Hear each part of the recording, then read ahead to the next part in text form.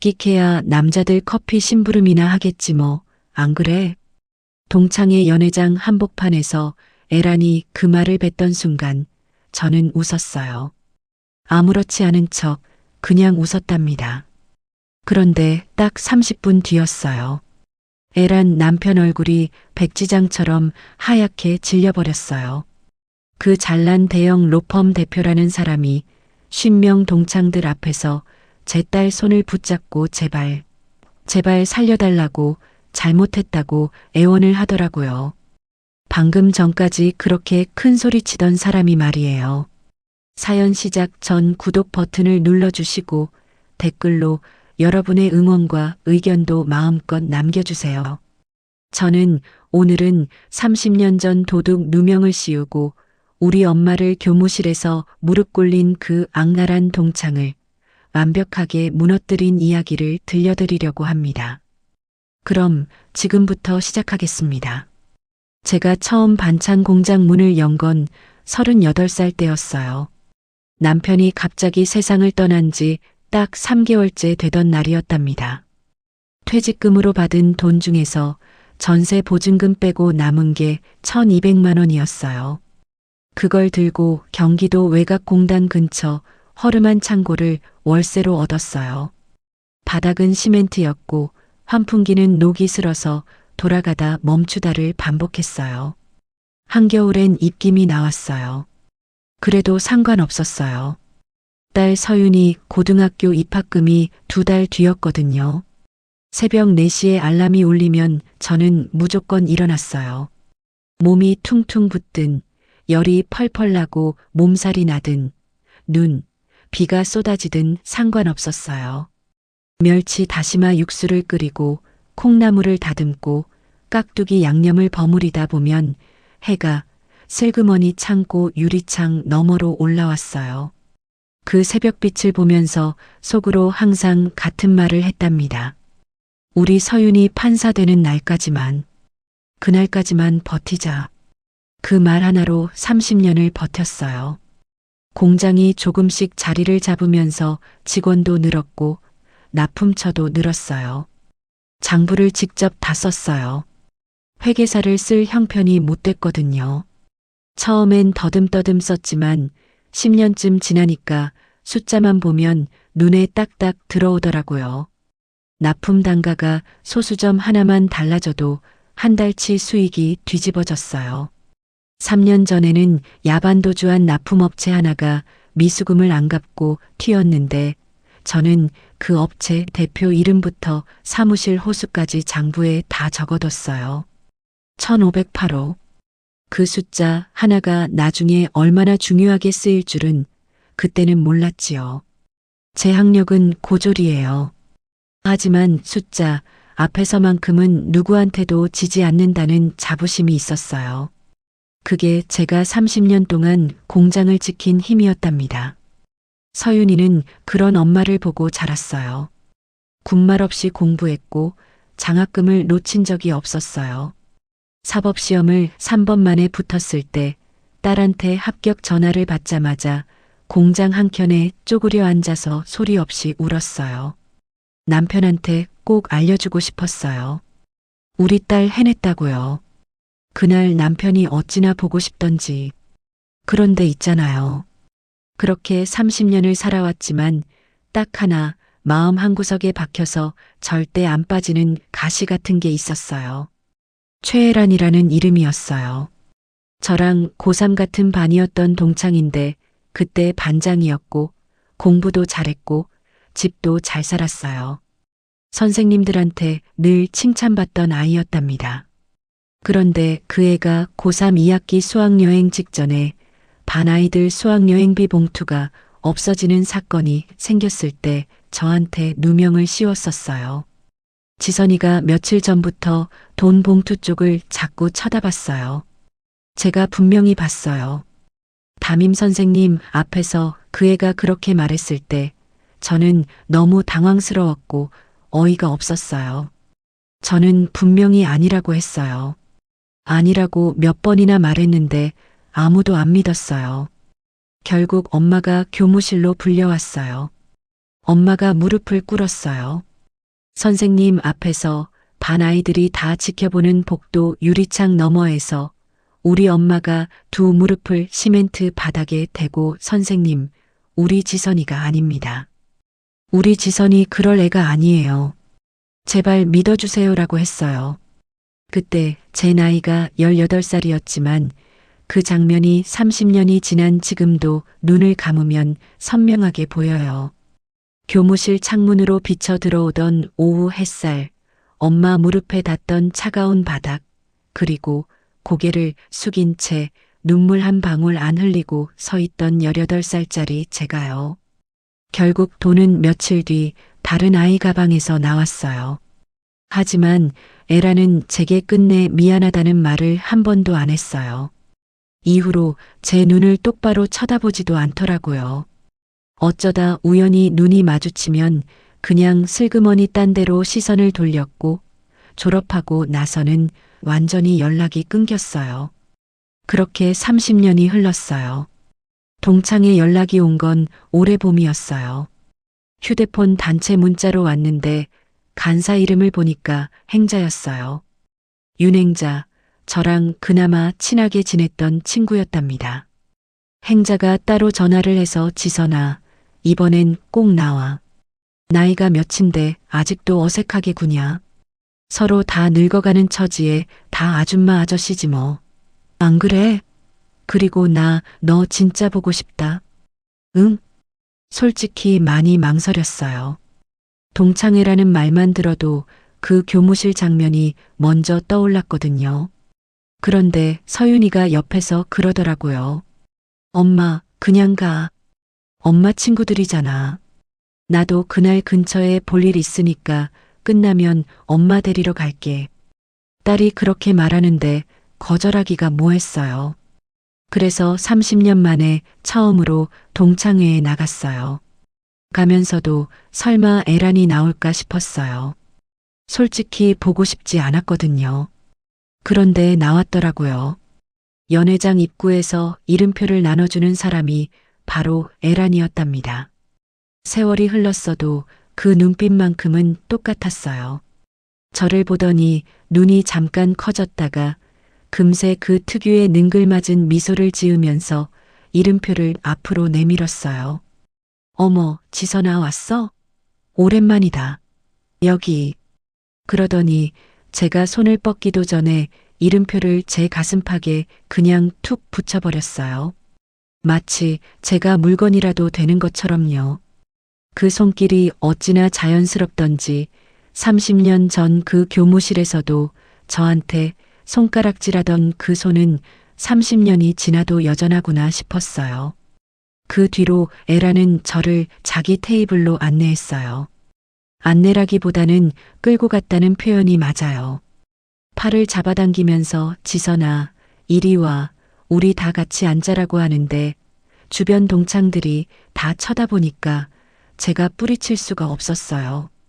자리에 앉자마자 에란이 주변 동창들한테 저를 소개하더라고요.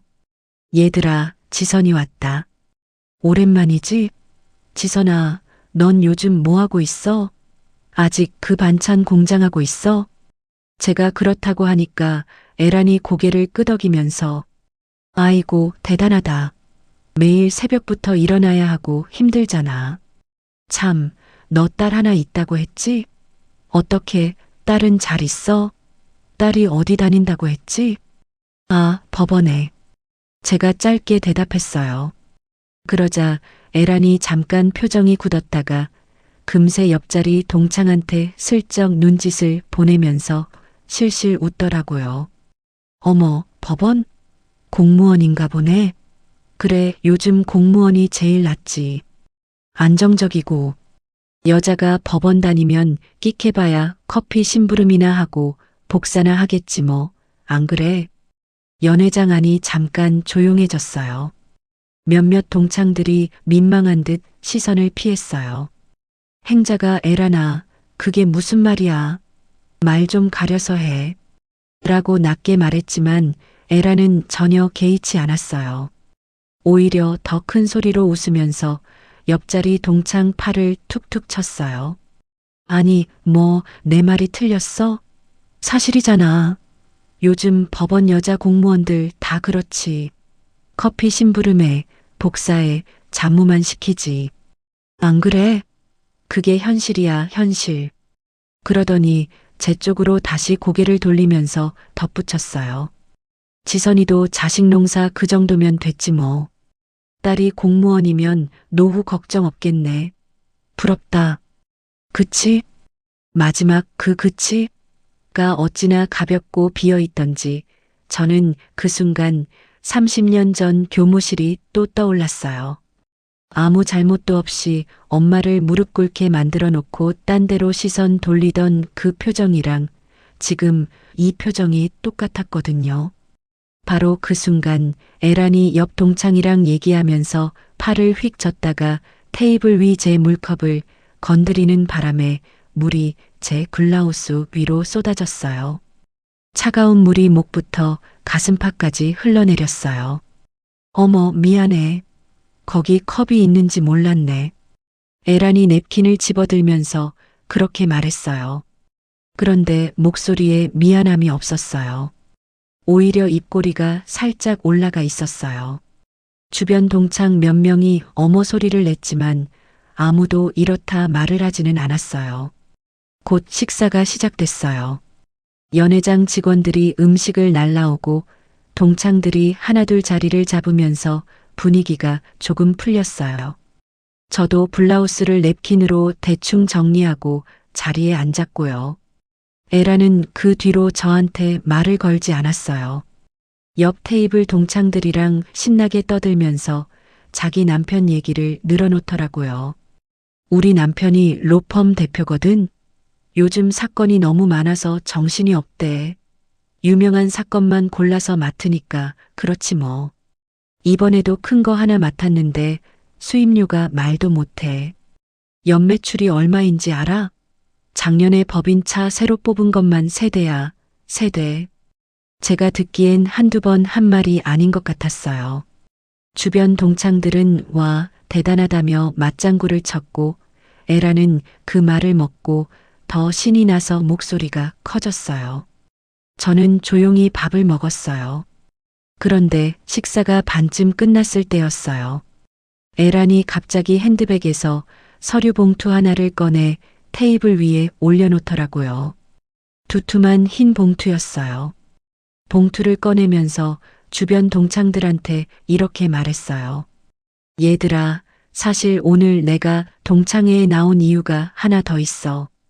우리 남편이 요즘 엄청 좋은 거 하나 진행하고 있는데 내가 친한 사람들한테만 알려주려고 아껴뒀다가 너희는 내 친구니까 말하는 거야. 모르는 사람한테는 이런 거 절대 안 알려줘. 동창들이 서로 얼굴을 쳐다봤어요. 애란이 봉투에서 종이 몇 장을 꺼내 테이블 위에 펼쳤어요. 제목이 크게 적혀 있었어요. 프리미엄 실버타운 투자 안내서. 그 밑에 수익률 숫자가 빨간 글씨로 박혀 있었어요. 연 15%. 원금 보장. 실버타운이야. 요즘 노인 인구가 폭발적으로 늘잖아. 우리 남편 로펌이 시행사 법률 자문을 맡고 있어서 내부적으로 먼저 투자할 기회를 주는 거야.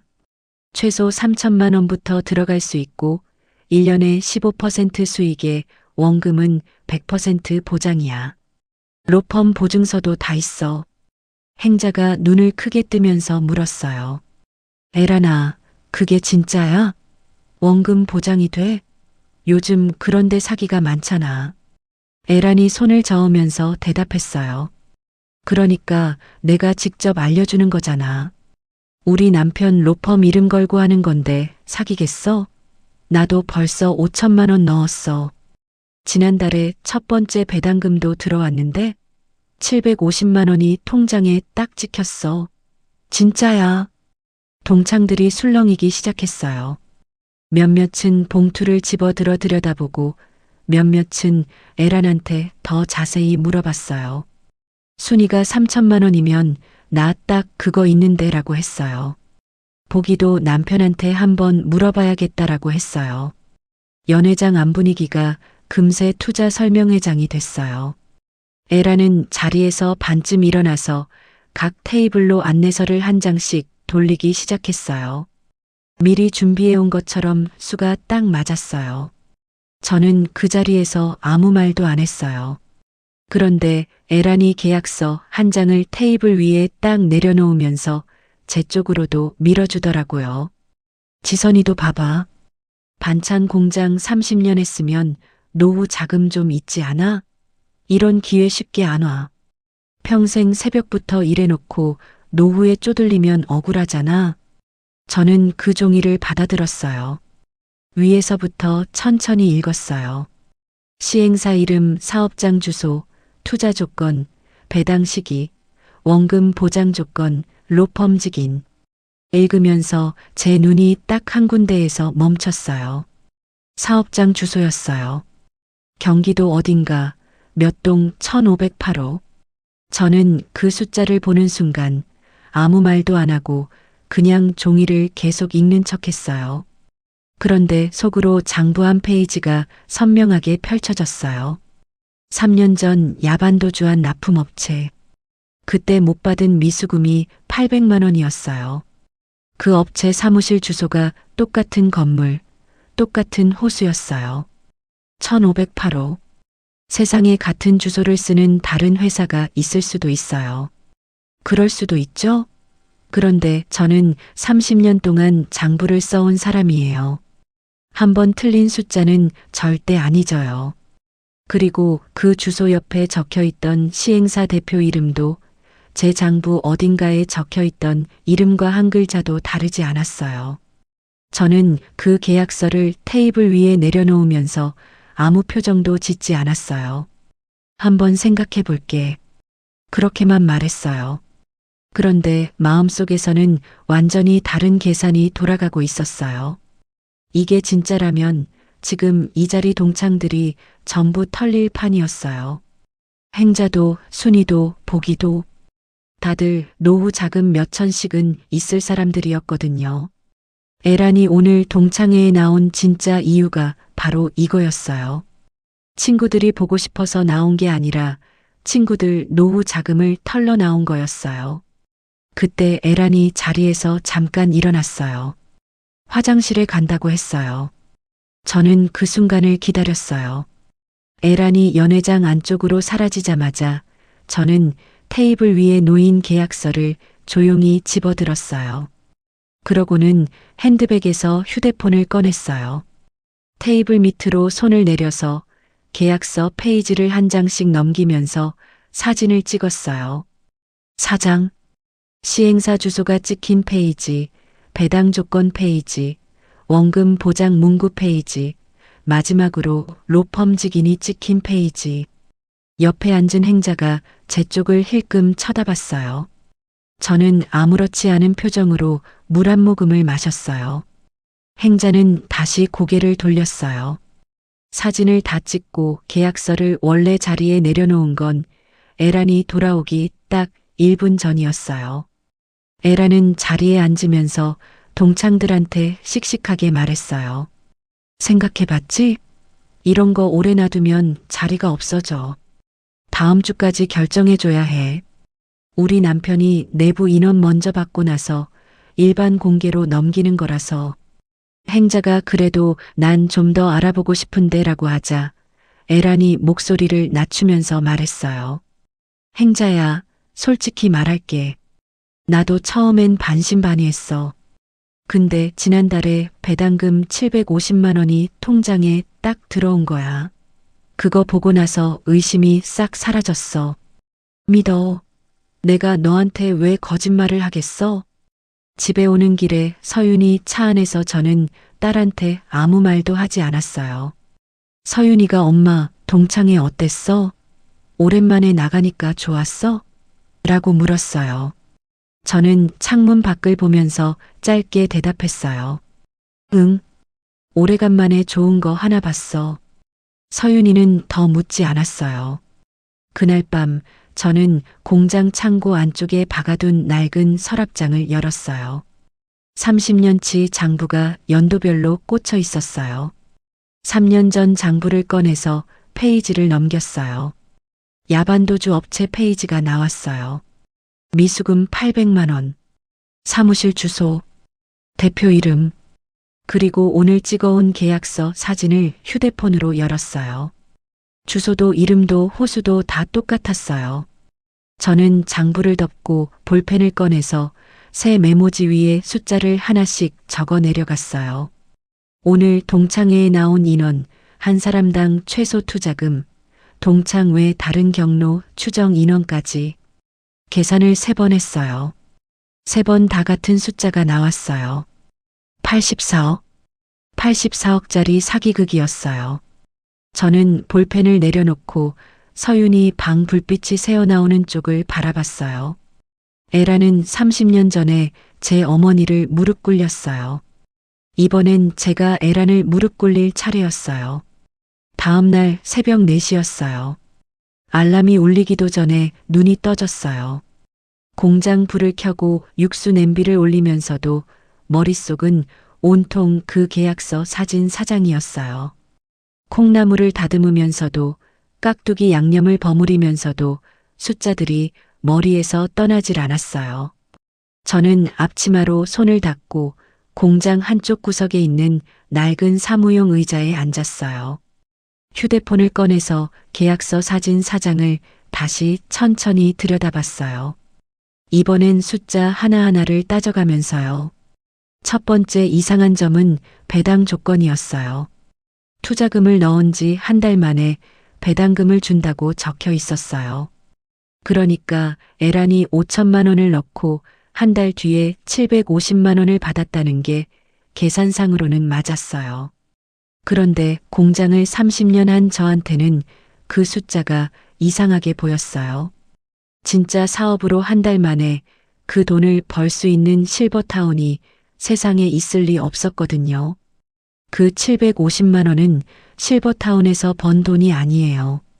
다른 투자자가 넣은 돈에서 꺼내준 거예요. 그게 바로 돌려막기예요. 두 번째 이상한 점은 로펌 직인이었어요. 사진을 확대해서 들여다보니 인주색이 너무 선명했어요. 오래 쓴 직인은 색이 번지거나 모서리가 흐려지는데 이건 방금 찍은 것처럼 윤곽이 딱딱 살아 있었어요. 30년 동안 납품 계약서를 수도 없이 들여다본 눈이라 그게 바로 보였어요. 세 번째는 1508호 주소였어요. 저는 자리에서 일어나서 창고 서랍장을 또 열었어요. 3년 전 장부를 꺼내서 그 업체 페이지를 펼쳤어요. 주소, 대표 이름, 사업자 번호까지 사진이랑 나란히 놓고 비교했어요. 숫자가 하나도 안 틀렸어요. 사업자 번호가 똑같았어요. 저는 장부를 덮고 눈을 감았어요. 이건 새로운 회사가 아니었어요. 3년 전에 제 돈 800만 원을 떼어먹고 야반도주했던 그 업체가 이름만 바꿔서 다시 나타난 거였어요. 그리고 이번엔 84억을 노리고 있었어요. 에란 남편 로펌 이름을 가짜 보증서에 찍어서 그 이름의 무게로 동창들 지갑을 열려는 거였어요. 오전 7시가 됐을 때 서윤이한테 전화를 했어요. 서윤아, 엄마 좀 봐야겠다. 오늘 시간 되냐? 무슨 일이야? 엄마 목소리가 이상한데. 이상하긴. 그냥 할 말이 있어. 점심때 공장으로 올 수 있어? 서윤이는 두 말 않고 왔어요. 딸이 공장 사무실 의자에 앉자마자 저는 휴대폰 사진을 내밀었어요. 계약서 4장, 그리고 3년 전 장부를 펼쳐서 나란히 놓았어요. 이거 봐봐. 어제 동창회에서 에란이라는 애가 동창들한테 돌린 투자 계약서야. 그런데 여기 주소랑 대표 이름이 3년 전에 엄마한테 800만 원 떼어먹고 튄 업체랑 똑같아. 사업자 번호까지. 서윤이가 사진을 받아들고 꼼꼼하게 들여다봤어요. 한참 보더니 고개를 들고 물었어요. 원금 보장에 연 15%? 응. 한 달 만에 배당 준다고 했어. 서윤이 표정이 굳었어요. 엄마, 이거 전형적인 돌려막기 사기야. 나중에 들어오는 사람 돈으로 먼저 들어온 사람 배당 주는 거. 처음엔 배당금이 나오니까 다들 믿어. 근데 사람이 계속 안 들어오면 어느 순간 한꺼번에 무너져. 피해자들은 그때 가서야 알게 되는 거고. 나도 그렇게 봤어. 근데 문제는 동창들이 다음 주까지 결정하래. 행자가 넣을 것 같아서. 서윤이가 잠시 생각하더니 입을 열었어요. 엄마, 나한테 이걸 보여주는 건 내가 나서달라는 거야? 저는 고개를 저었어요. 아니, 네가 나서면 안 돼. 네 이름이 들어가면 일이 복잡해져. 엄마가 직접 할 거야. 근데 어떻게 해야 하는지 절차를 알고 싶어서. 서윤이가 저를 한참 바라보더니 엄마, 증거가 있어야 해. 계약서 사진은 있는데 이것만으로는 부족할 수 있어. 저 사람들이 직접 사기라고 인정하는 말이 필요해. 녹음이 제일 좋아. 아, 녹음. 저는 그 말을 되뇌었어요. 그리고 엄마, 신고는 경찰서 지능범죄수사대로 해야 해. 일반 민원 창구 가면 안 되고. 거기 가서 계약서 사진이랑 장부 사본이랑 같이 내면 돼. 설명은 길게 안 해도 되고 숫자로만 얘기해. 엄마가 제일 잘하는 거잖아. 마지막 말에 저는 피식 웃었어요. 딸이 저를 제일 잘 알더라고요. 저는 메모지에 받아 적었어요. 지능범죄수사대, 계약서 사진, 장부 사본, 녹음. 서윤이가 자리에서 일어서면서 덧붙였어요. 근데 엄마, 나 그날 엄마 동창회 끝나고 데리러 가면서 연회장 주차장에 잠깐 들렀잖아. 거기서 그 에란이라는 사람 봤어. 남편이랑 같이 있던데 남편 얼굴이 어디서 많이 본 것 같았어. 이름이 뭐야? 제가 에란 남편 이름을 말했어요. 서윤이 표정이 그 순간 딱 멈췄어요.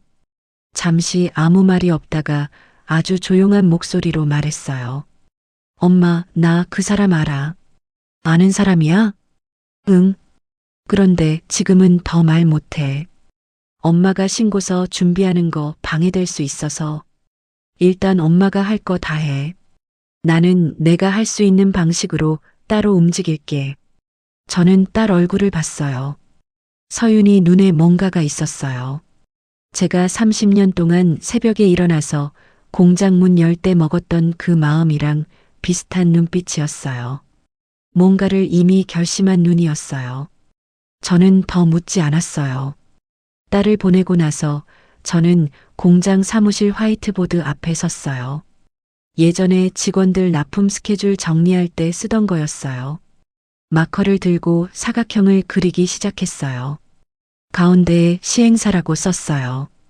왼쪽에 투자자들, 오른쪽에 로펌 계좌. 화살표를 그렸어요. 돈이 들어오는 방향, 배당이 나가는 방향, 그리고 실제로 돈이 빠져나가는 방향. 한참 그리다 보니 그림이 완성됐어요. 먼저 들어온 사람 배당을 나중에 들어온 사람 돈으로 준다. 그리고 어느 시점에 새로 들어오는 사람이 없어지면 전체가 한꺼번에 무너진다. 나중에 이 그림을 동창들한테 보여줄 거예요. 법조문이 아니라 그림으로, 설명이 아니라 숫자로. 제가 30년 동안 해온 방식으로요. 그날 저녁 저는 행자한테 전화를 했어요. 행자야, 나야. 어제 그 투자 얘기 있잖아. 응, 나도 생각하고 있었어. 근데 좀 무섭기도 하고. 저는 목소리를 낮췄어요. 행자야, 그거 하지 마. 내가 알아봤는데 그 업체 주소가 3년 전에 나한테 돈 떼먹고 튄 업체랑 똑같아. 사업자 번호도. 전화기 넘어가 잠시 조용해졌어요. 진짜? 응. 근데 지금 당장 에란한테 따지면 안 돼. 그러면 에란이 증거 다 없애버려. 나한테 한 가지만 부탁할게. 뭐? 다음에 에란이 또 투자 얘기 꺼내면 스피커폰 켜놓고 나한테 전화해. 그냥 평소처럼 얘기하면 돼. 녹음이 필요해. 행자가 잠시 망설이더니 낮은 목소리로 말했어요. 지선아, 그게 잘못되면 어떡해. 우리가 괜히 나섰다가 애란 남편이 로펌 대표잖아. 행자야, 3년 전에 우리 공장 납품업체가 밤새 짐 싸서 도망갔을 때 경찰에 신고하니까 증거가 없다고 했어. 그때 내가 뭘 했는지 알아? 장부에 다 적어뒀어. 그날부터 지금까지. 이번엔 장부 대신 녹음이야. 우리가 할 수 있는 걸 하면 돼. 행자가 한참 있다가 대답했어요. 알겠어. 해볼게. 사흘이 지났어요. 행자한테서 아무 연락이 없었고 저는 공장 일을 하면서 기다렸어요. 그 사이에 에란한테서 문자가 왔어요. 단체 문자였어요. 동창들 전체한테 보낸 거였어요. 다들 투자 결정 아직 못한 사람들 이번 주 안에 꼭 알려줘. 자리가 거의 찼어. 기회 놓치지 마. 우리 남편이 이번 한 번만 내부 인원으로 받는 거야. 저는 그 문자를 읽고 휴대폰을 내려놨어요. 서두르고 있었어요. 투자금을 빨리 끌어모아서 해외로 빼돌리려는 거였어요. 마감이 다가오고 있다는 뜻이었어요. 나흘째 되던 날 오후 2시였어요. 휴대폰이 울렸어요. 행자였어요. 전화를 받자마자 아무 말도 안 했어요. 행자도 잠깐 침묵이 흘렀어요. 그러더니 조금 큰 소리로 말을 시작했어요. 저한테 하는 말이 아니라 에란한테 하는 말이었어요. 에란아, 그래서 그 투자 말이야. 나 좀 더 자세히 알고 싶은데. 그 배당금이 어떻게 나오는 거야? 실버타운이 아직 지어지지도 않았잖아. 그 돈이 어디서 나오는 거야? 전화기 너머에서 에란 목소리가 들렸어요. 행자야, 그게 이 사업의 핵심이야. 시행사가 먼저 땅을 사놨거든. 그 담보로 대출을 받아서 초기 운영을 하는 거야. 투자자들 배당은 그 대출 이자 수익에서 나오는 거고. 행자가 다시 물었어요. 그럼 내가 3천만 원 넣으면 한 달 뒤에 진짜 배당금이 들어와? 그럼 나도 받았잖아. 750만 원. 통장에 딱 찍혔다니까? 행자 목소리가 조금 더 올라갔어요. 근데 에란아, 솔직히 말해봐. 나중에 투자자가 안 들어오면 어떻게 되는 거야? 그때도 배당금 나와? 전화기 너머가 잠깐 조용해졌어요. 그러더니 에란 목소리가 낮아졌어요. 행자야, 너 왜 그런 걸 물어봐? 넌 그런 건 신경 쓸 거 없어. 아니, 그냥 궁금해서. 어떻게 되는 거야? 나 이거 넣을지 말지 결정해야 해서. 에란이 잠깐 망설이다가 말했어요. 원래 이런 거 다 그래. 앞사람 돈 뒷사람 돈으로 돌려막는 거야. 그게 초반에는 다 그렇게 돌아가. 근데 규모가 커지면 실제 수익이 생기니까 그때부터는 진짜 배당이 나오는 거야. 이해해? 그러니까 너는 빨리 들어오면 되는 거야.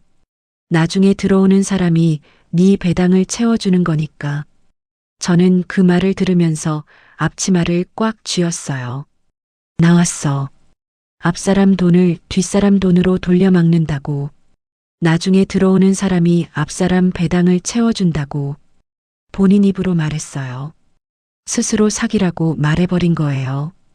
저는 휴대폰에 귀를 바짝 대고 끝까지 들었어요. 행자는 제가 부탁한 대로 계속 물어봤어요. 에라는 점점 더 구체적으로 설명했어요. 차명 계좌 얘기도 나왔어요. 해외로 자금을 보내는 시점 얘기도 나왔어요. 나흘 뒤에 해외 송금을 한다고 했어요. 전화가 끊기고 나서 저는 의자에 앉았어요. 날짜를 계산했어요. 나흘이면 딱 다음 주 월요일이었어요. 그날 전에 움직여야 했어요. 저는 서윤이한테 문자를 보냈어요. 녹음됐다. 내일 같이 경찰서 갈 수 있어? 1분도 안 돼서 답장이 왔어요. 내가 데리러 갈게. 아침 9시. 그날 밤 저는 공장 사무실 책상 위에 서류를 다 펼쳐놨어요. 계약서 사진 4장, 3년 전 장부 사본, 메모지에 적어둔 계산표, 화이트보드에 그려뒀던 자금 흐름도를 A사 용지에 옮겨 그린 것, 그리고 행자 전화 녹음 파일. 하나씩 순서를 정했어요. 설명 없이 숫자와 그림만으로 보여줄 수 있도록요. 경찰서 창구에 앉아서 말을 길게 늘어놓는 할머니가 되면 안 됐어요. 숫자로 시작해서 숫자로 끝내야 했어요. 다음 날 아침 서윤이 차를 타고 경찰서에 갔어요. 지능범죄수사대 창구 앞에 섰을 때 담당 수사관이 나왔어요. 40대 중반쯤 돼 보이는 남자였어요. 저를 보더니 어떻게 오셨어요? 라고 했어요. 저는 서류 봉투를 내밀었어요. 사기 신고하러 왔어요. 자료 다 가져왔습니다. 수사관이 봉투를 받아서 안을 꺼냈어요. 계약서 사진을 보더니 눈썹이 올라갔어요. 자금 흐름도를 보더니 입을 다물었어요. 녹음 파일 재생 버튼을 눌렀을 때 애란 목소리가 흘러나왔어요. 원래 이런 거 다 그래. 앞사람 돈 뒷사람 돈으로 돌려막는 거야. 수사관이 재생을 멈추고 저를 봤어요. 이거 언제 녹음하셨어요? 어제요. 해외 송금 일자가 나흘 뒤라고 하셨어요? 네. 다음 주 월요일이에요. 수사관이 자리에서 일어났어요. 잠깐 기다려달라고 하더니 안쪽으로 들어갔어요. 10분쯤 지나서 다른 수사관 2명이랑 같이 나왔어요. 표정이 달랐어요. 처음 나왔을 때보다 눈빛이 훨씬 날카로워져 있었어요. 어르신, 이 자료 저희가 원본 확보해도 되겠습니까? 바로 검토 들어가야 할 것 같습니다. 저는 고개를 끄덕였어요. 그리고 한 가지만 여쭤봐도 될까요? 이 자금 흐름도 직접 그리신 거 맞죠? 네. 제가 그렸어요. 수사관이 흐름도를 다시 한번 들여다보더니 말했어요. 어르신, 어떤 일 하세요? 반찬 공장요. 30년 했어요. 수사관이 잠깐 저를 바라보더니 고개를 끄덕였어요. 그 눈빛이 어쩐지 제 딸 서윤이랑 비슷하더라고요. 뭔가를 알아봤다는 눈이었어요. 경찰서를 나오면서 서윤이가 제 팔을 잡았어요. 아무 말 없이 걸었어요. 주차장에 다 왔을 때 서윤이가 입을 열었어요. 엄마, 나 해야 할 게 하나 있어. 뭔데? 애란 남편 있잖아. 그 사람 지금 우리 재판부에 걸려있는 사건이 있어. 내가 담당 판사야. 저는 걸음을 멈췄어요. 그게 이 사건이랑 관련 있어? 직접 관련은 아니야. 다른 사건이야. 근데 내가 그 사람 사건 담당이면 이번 신고건이랑 엮이면 안 돼. 공정성 문제가 생기거든. 그래서 나 오늘 회피 신청 냈어. 회피 신청이 뭐야? 판사가 사건 당사자랑 이해관계가 있을 때 그 사건에서 빠지는 거야. 내가 그 사람 사건에서 빠지면 엄마 신고건이 진행될 때 내가 관여했다는 말이 안 나와. 깨끗하게 가야 해. 저는 딸 얼굴을 봤어요. 그럼 내 사건은 어떻게 되는 거야? 다른 판사한테 넘어가. 나는 빠지는 거야. 그게 네 실적에 영향 주는 거 아니야? 서윤이가 고개를 저으면서 말했어요. 엄마, 내가 그 자리에 있으면 엄마 신고가 흔들릴 수 있어. 내가 할 수 있는 방식으로 엄마를 돕는 게 이거야. 저는 아무 말도 못했어요. 목이 꽉 막혔어요.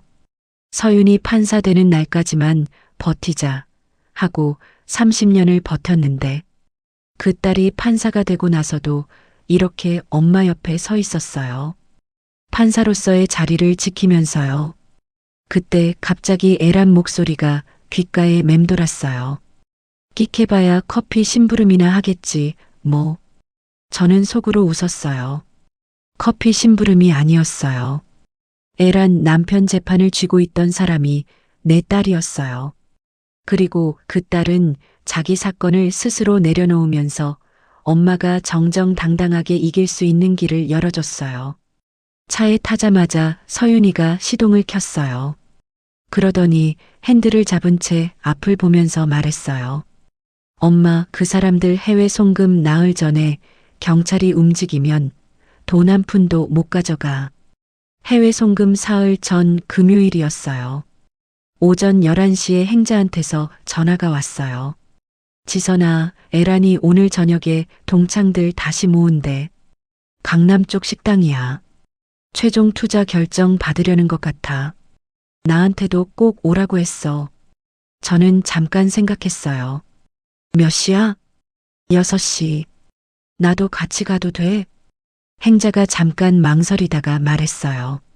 지선아, 네가 거기 가면 에란이 가만히 안 있을 텐데. 괜찮아. 나갈 거야. 전화를 끊고 서윤이한테 문자를 보냈어요. 오늘 저녁 6시 강남 동창 모임에 가. 너 근처에 있을 수 있어? 서윤이 답장이 바로 왔어요. 그 식당 이름이랑 주소 보내줘. 나 7시에 근처 있을게. 저는 옷장을 열었어요. 제일 단정한 옷을 골랐어요. 감색 재킷이었어요. 핸드백을 들고 휴대폰을 확인했어요. 녹음 앱을 미리 켜두는 방법을 서윤이한테 배워뒀어요. 식당은 강남 한복판에 있는 한식당이었어요. 문을 열고 들어서니 별실이 따로 있었어요. 에란이 이미 자리를 잡고 동창 12명이랑 앉아 있었어요. 저를 보자 에란 눈이 커졌어요. 어머, 지선이 왔어? 초대도 안 했는데. 행자가 끼어들었어요. 내가 같이 오자고 했어. 괜찮지? 에란이 잠깐 표정을 굳혔다가 다시 웃으면서 말했어요. 그래, 앉아. 어차피 너도 결정해야 하잖아. 저는 조용히 자리에 앉았어요. 녹음 앱은 이미 켜져 있었어요. 에란 남편이 식당 한쪽에 서 있었어요. 정장을 빼입고 서류 가방을 들고 있었어요. 저는 그 사람 얼굴을 처음 제대로 봤어요. 50대 중반, 머리가 반쯤 휘었어요. 눈빛이 날카로웠어요. 방 안을 훑어보다가 제 눈이랑 딱 마주쳤어요. 저는 시선을 거두지 않았어요. 먼저 고개를 돌린 건 에란 남편이었어요. 에란이 자리에서 일어서며 말했어요. 자, 다들 왔으니까 시작할게. 오늘 최종 서명 받으려고 모였어. 우리 남편이 직접 설명해 줄 거야. 에란 남편이 앞으로 나섰어요. 서류 가방에서 계약서, 묶음을 꺼내 테이블에 올려놨어요. 목청을 가다듬더니 말을 시작했어요. 이 사업은 저희 로펌이 직접 법률 보증을 서는 프리미엄 실버타운 투자입니다. 원금은 100% 보장되고 연 15% 수익은 분기별로 지급됩니다. 이미 1차 모집이 완료됐고 오늘 2차 최종 마감입니다. 동창들이 고개를 끄덕이면서 계약서를 집어들었어요. 순이가 어디다 서명하면 돼요? 라고 물었어요. 저는 그때 자리에서 일어났어요. 잠깐요. 방 안이 조용해졌어요. 에란이 미간을 찌푸리며 말했어요. 지선아, 왜 그래? 나 할 말이 있어서. 잠깐이면 돼. 저는 핸드백에서 A사 용지 한 장을 꺼냈어요. 식당 벽에 붙어있던 메뉴판을 내리고 제가 그린 자금 흐름도를 그 자리에 붙였어요. 이게 뭐야? 에란 목소리가 올라갔어요. 이 사업 구조야. 동창들이 한번 봐야 할 것 같아서. 저는 흐름도를 손가락으로 짚으면서 말했어요. 가운데 있는 게 시행사야. 여기로 돈이 들어와. 투자자들한테 배당을 줄 때 이 사업에서 실제로 번 돈을 주는 게 아니야. 다음에 들어오는 투자자 돈을 꺼내서 주는 거야. 행자가 750만 원 배당 받았다고 했지? 그 돈은 그 뒤에 들어온 사람 돈이야. 방 안이 쥐 죽은 듯 조용해졌어요. 순이가 작은 목소리로 물었어요. 그럼 나중에 새로 들어오는 사람이 없으면 어떻게 되는 거야? 무너져. 먼저 들어온 사람들 돈도 같이 사라지는 거야. 에란이 자리에서 벌떡 일어났어요. 지선아, 지금 뭐 하는 거야? 근거도 없이 남편 사업을 사기라고 몰아가는 거야? 너 이거 명예훼손인 거 알아? 우리 남편이 로펌 대표야. 가만 안 있을 거야. 저는 에란을 바라봤어요. 그리고 천천히 핸드백을 열었어요. 근거 있어. 계약서 사진 4장을 테이블에 내려놨어요. 이 계약서 시행사 주소, 3년 전에 내 공장 납품 대금 800만 원 떼어먹고 야반도주한 업체 주소야. 사업자 번호까지 똑같아. 그리고 장부 사본을 그 옆에 펼쳤어요. 여기 적혀 있어. 날짜, 금액, 주소, 이름. 1508호. 에란 남편 얼굴이 처음으로 굳었어요. 그리고 이게 녹음이야. 휴대폰을 테이블 위에 놓고 재생 버튼을 눌렀어요. 에란 목소리가 흘러나왔어요. 원래 이런 거 다 그래. 앞사람 돈 뒷사람 돈으로 돌려막는 거야. 방 안에 아무도 말이 없었어요. 에란 남편 얼굴이 창호지처럼 하얗게 질렸어요. 그 순간 식당 문이 열렸어요. 서윤이었어요. 방 안을 한번 둘러보더니 에란이 남편을 가만히 쳐다봤어요. 에란이 남편도 서윤이를 봤어요. 그 사람 눈이 제가 본 어떤 눈빛보다 빠르게 변했어요. 날카롭던 눈이 순식간에 흔들리더라고요. 반쯤 자리에서 일어나다가 멈췄어요. 그러더니 바닥에 주저앉아서 제 딸한테 손을 뻗으면서 말했어요. 판사님, 판사님. 아니에요. 생각하시는 그런 거 아니에요. 이건 오해가 있는 겁니다. 제가 설명드릴 수 있어요. 진짜 이건 아니에요. 서윤이가 그 손을 보더니 아무 말 없이 제 옆에 와서 섰어요. 에란이 그제야 상황을 파악했는지 서윤이를 가리키면서 물었어요. 저 사람 누구야? 저는 딸을 바라보고 나서 에란을 봤어요. 내 딸이야. 부장판사야. 에란 얼굴이 굳었어요. 동창들이 웅성거리기 시작했어요. 에란 남편이 자리에서 일어나 제 쪽으로 걸어왔어요. 그러더니 제 앞에 서서 목소리를 낮추고 말했어요. 어르신, 저희 잠깐 밖에서 얘기하면 안 되겠습니까? 제가 오해를 풀 수 있습니다. 제가 다 설명드릴게요. 투자금도 전액 돌려드릴 수 있어요. 잠시만 시간을 내주시면. 저는 그 말을 듣고 잠깐 그 사람을 봤어요. 50년을 살면서 이런 눈빛을 몇 번 봤어요. 잡혔다는 걸 안 순간 협상을 시도하는 눈이었어요. 그 눈빛이 어쩐지 30년 전 교무실이 떠올랐어요. 에란이 딴 데로 시선을 돌리던 그 순간이요. 저는 고개를 저었어요. 저한테 하실 말씀 없어요. 경찰한테 하세요. 에란이 그 말을 듣자마자 남편 소매를 잡아당겼어요. 여보, 빨리 변호사한테 전화해. 지금 당장. 그런데 그때 식당 문이 다시 열렸어요.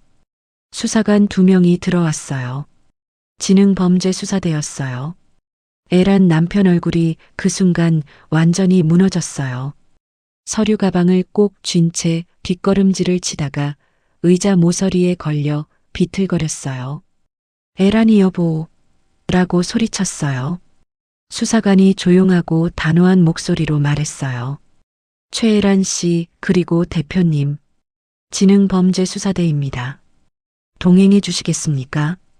방 안동창들이 일제히 숨을 멈췄어요. 저는 자리에 앉은 채 그 장면을 바라봤어요. 에란이 수사관한테 소리쳤어요. 이게 무슨 일이에요? 우리 남편이 로펌 대표예요. 함부로 하시면 안 됩니다. 수사관이 흔들리지 않고 말했어요. 영장 나왔습니다. 함께 가주셔야 합니다. 에란이 그제야 저를 돌아봤어요. 눈에 도끼가 올라왔어요. 지선아, 너 이게 무슨 짓이야? 우리가 몇 년직이야? 저는 그 말을 듣고 자리에서 천천히 일어났어요. 에란 남편이 수사관한테 팔을 잡히면서 서류 가방을 바닥에 떨어뜨렸어요. 서류들이 우수수 쏟아졌어요. 계약서들이 식당 바닥에 흩어졌어요. 저는 그 계약서들을 내려다봤어요. 84억짜리 사기극의 마지막 페이지였어요. 에란 부부가 수사관들과 함께 식당 문을 나갔어요. 방 안에 동창들만 남았어요. 아무도 말이 없었어요. 순이가 손에 들고 있던 계약서를 테이블 위에 내려놨어요. 보기는 핸드백을 꼭 쥔 채 앞을 보고 있었어요. 행자가 먼저 입을 열었어요. 지선아, 나 진짜 넣을 뻔했어. 3천만 원. 그거 다 날릴 뻔했어. 어떻게 알아챈 거야?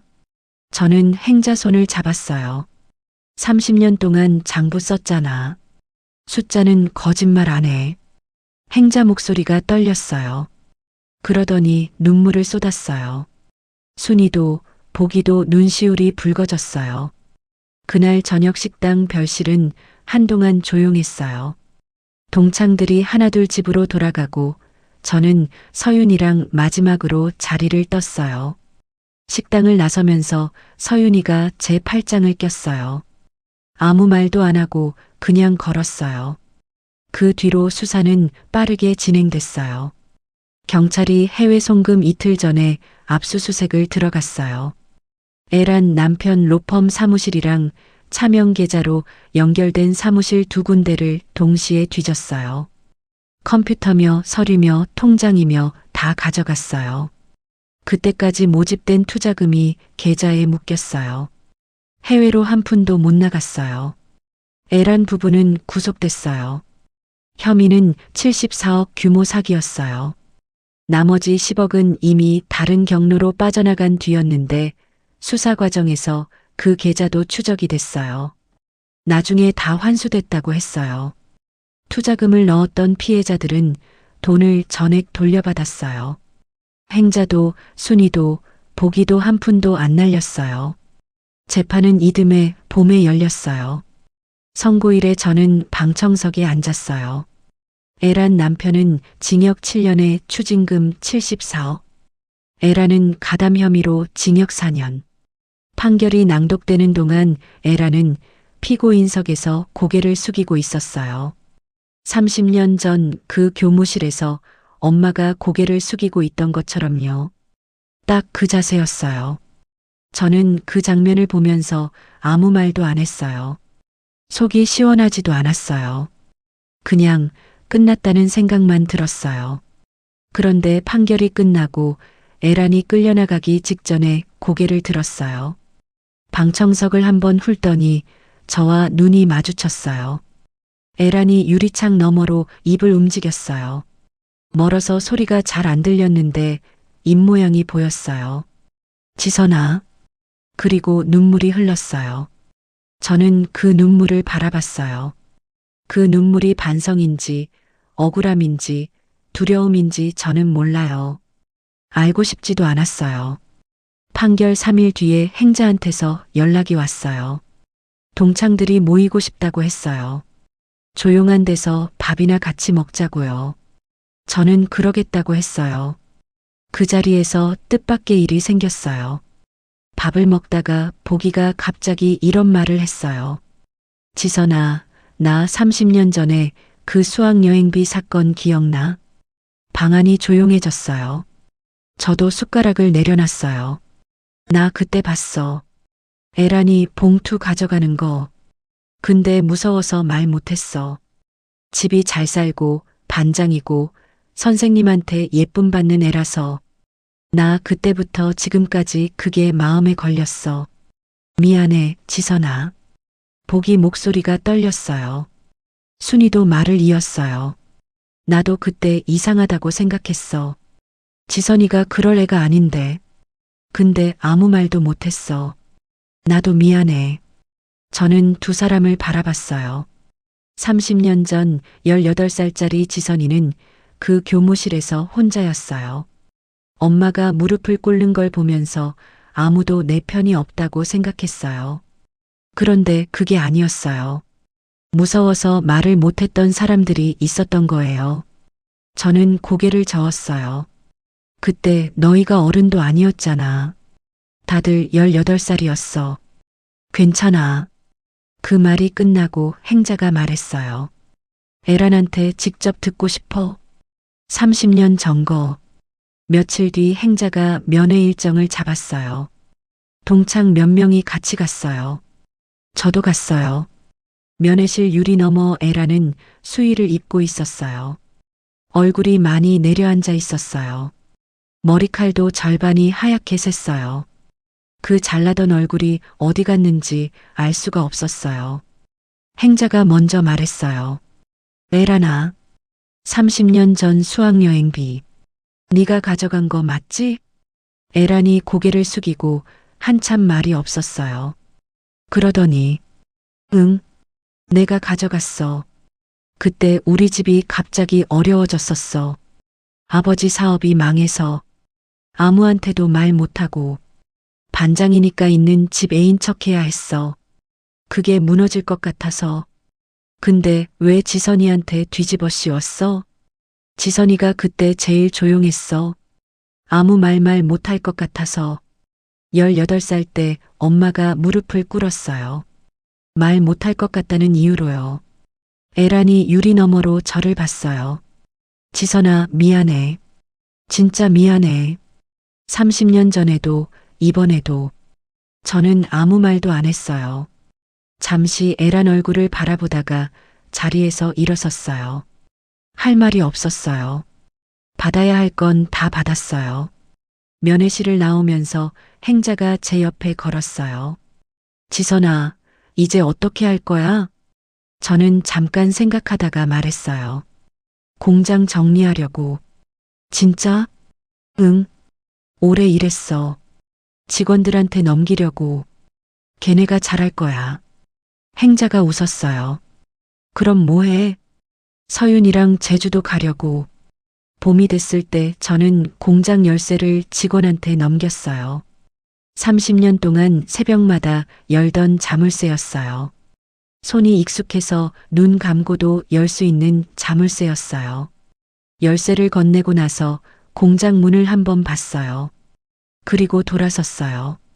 서윤이가 주차장에서 기다리고 있었어요. 딸이 차 문을 열어줬어요. 저는 노란 원피스를 입고 있었어요. 옷장에서 제일 오래된 원피스였어요. 한 번도 제대로 입을 날이 없어서 그냥 걸어만 뒀던 옷이에요. 새벽 4시에 앞치마를 두르는 사람한테 노란 원피스는 어울리지 않으니까요. 서윤이랑 바닷가 모래사장을 걸었어요. 파도가 발등을 적시는데 차가웠지만 그래도 좋았어요. 서윤이가 말했어요. 엄마 어때? 저는 잠깐 바다를 봤어요. 좋다. 30년 동안 새벽 4시마다 알람을 맞추고 정직하게 살아온 세월은 결국 저를 여기까지 데려다 줬어요. 판사 딸의 힘이 아니었어요.